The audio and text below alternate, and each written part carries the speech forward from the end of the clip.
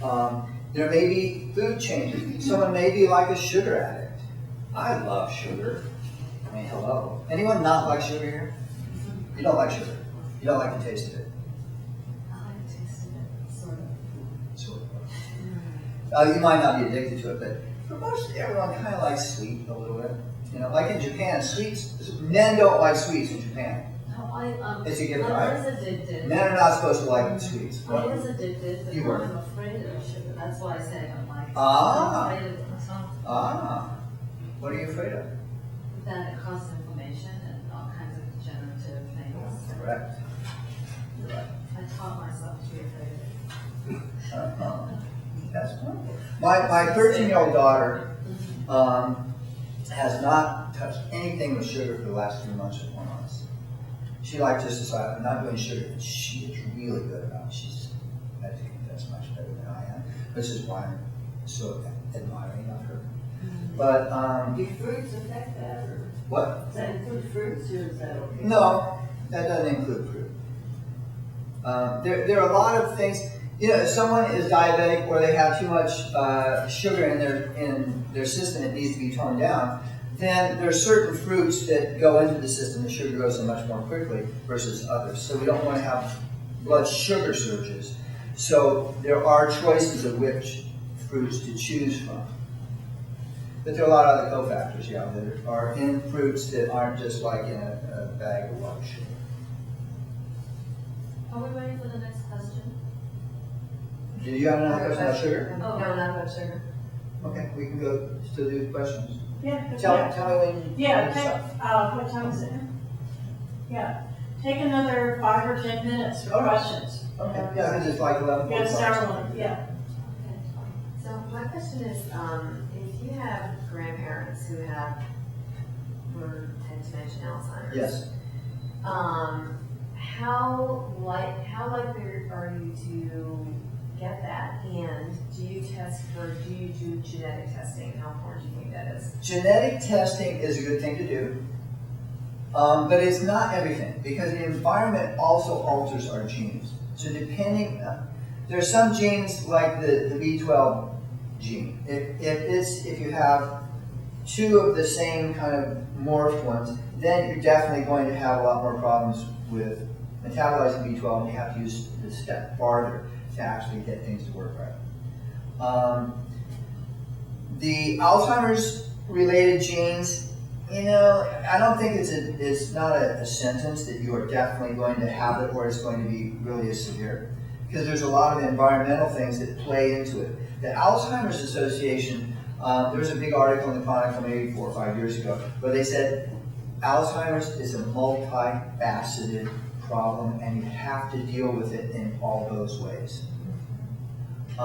They are looking for a silver bullet, but there's no silver bullet. We are not, I personally do not think we are going to find a silver bullet because there are too many other factors involved. There's toxicity in the environment, there's blood sugar issues. Have you been around people with advanced diabetes anyway?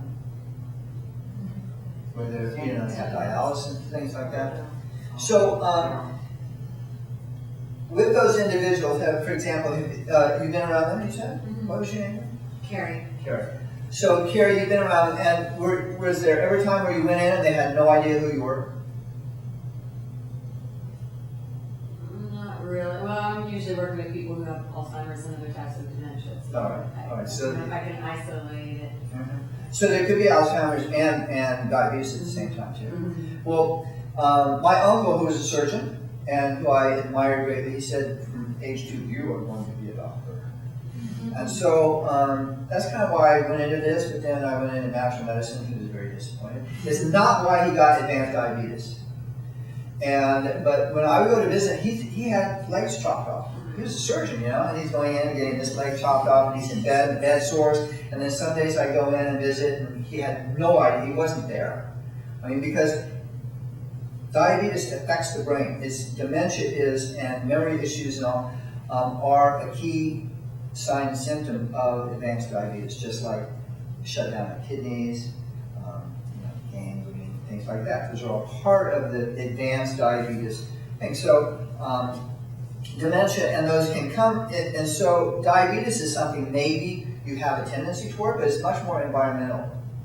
And so Alzheimer's similarly, if you don't deal with things like blood sugar issues, you don't deal with toxicity, then those may be turning on the genes more, at least compounding it and adding on top of the whole thing. So that's my long-winded explanation.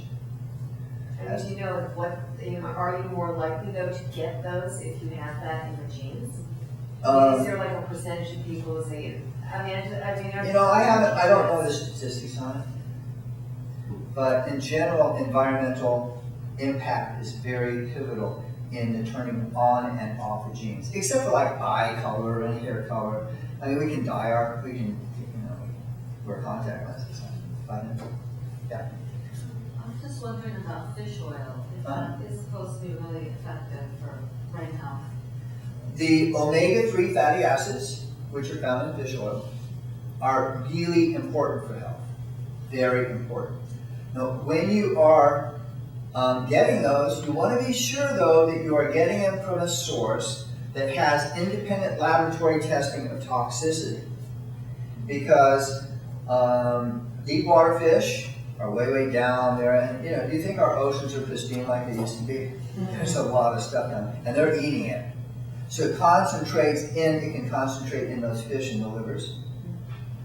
This is cod liver oil, for example, or some other kind of liver oil. So you want to be sure that wherever you're getting it from has had independent lab testing to make sure there's no pesticides or other heavy metals, etc., in the oil. Because there are, I work with several companies that have that independent testing because I've been to their labs to find out. They send big batches of oil back to the companies. They aren't just throwing it away. It's going somewhere else.